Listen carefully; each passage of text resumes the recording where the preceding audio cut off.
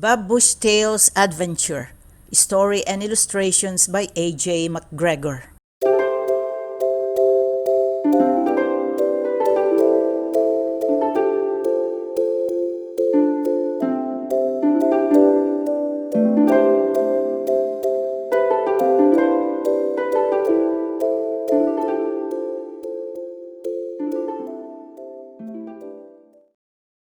Bobby Bushtail was a squirrel, and a naughty rascal too. Sometimes he was so untidy Mother didn't know what to do. On the stool he'd stand and wriggle when she tried to brush his tail, and if she combed a little crossly he would even start to wail. Baby Bushtail, Bobby's brother, learned to climb and use his claws, but at first was very nervous. Mother had to hold his paws. When they had their nuts for breakfast, "I can't crack them," Baby said, for his teeth were far too tiny, so Mother cracked them all instead. One day Mother said, "Now, children, gardening for you today. Look, the garden's most untidy. You must clear the weeds away." Off they went with tools on shoulders, Bob the rake and Jill the hoe. Baby Bushtail had the basket, into which the weeds would go. How they bustled down the garden! There the task they soon began. Cleared away the weeds and grasses, made the pathway spick and span. Bobby clambered up the palings, gazed about with eager eyes, glancing downwards how he started, shouted out in pleased surprise. There below him, big and tempting, acorns lay upon the ground. "Jill," called Bobby, quite excited, "come and look what I have found." Bobby, quick as thought, hopped over, broke off bits of wood until, panting and a little tightly, through the gap squeezed Sister Jill. Quite forgetting Mother's orders not to go outside the gate, off they scampered to the woodland. What an acorn feast they ate!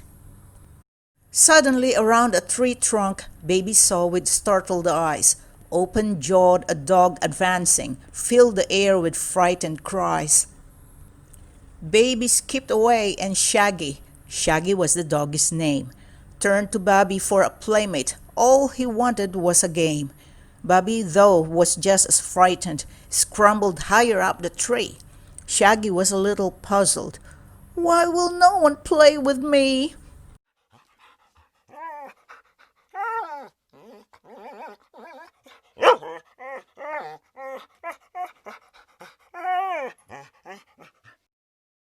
Meanwhile, Jill and Baby Bushtail ran off homewards in their fright, scampered madly through the woodland, quickly passing out of sight. Shaggy, greatly disappointed, sadly watched them run away. Thought, "I don't think much of squirrels, went off somewhere else to play." Shaggy vanished. Bobby saw him, scurried quickly down the tree. Noticed it was growing chilly. "We must hurry home," said he. Through the wood in growing darkness, Bobby searched and searched again, called out, "Jill!" and "Baby, baby!" but his cries were all in vain. Now upon unhappy Bobby, snowflakes fluttered thick and white, so he found a hollow tree trunk sheltered from the stormy night. Here he lay and sobbed and shivered, while the wood grew white and dim. Bobby thought of home and Mother, thought they'd all forgotten him. Meanwhile, back at Bushtail Cottage, Jill and Baby, home once more, told their tale to Mrs. Bushtail, waiting for them at the door.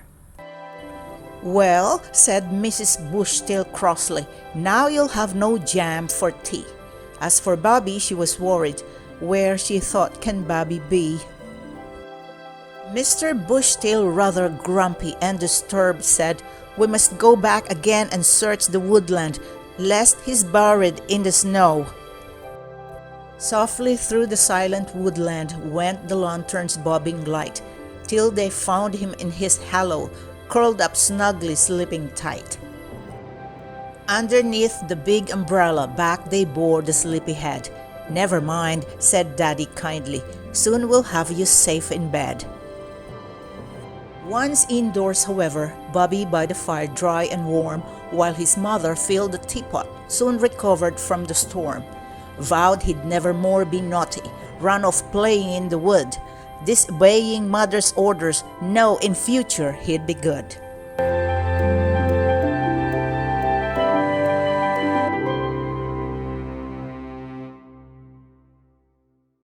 Hi! If you like this video, please give this a like and hit the subscribe button and click the bell icon to get notified whenever I release a new video.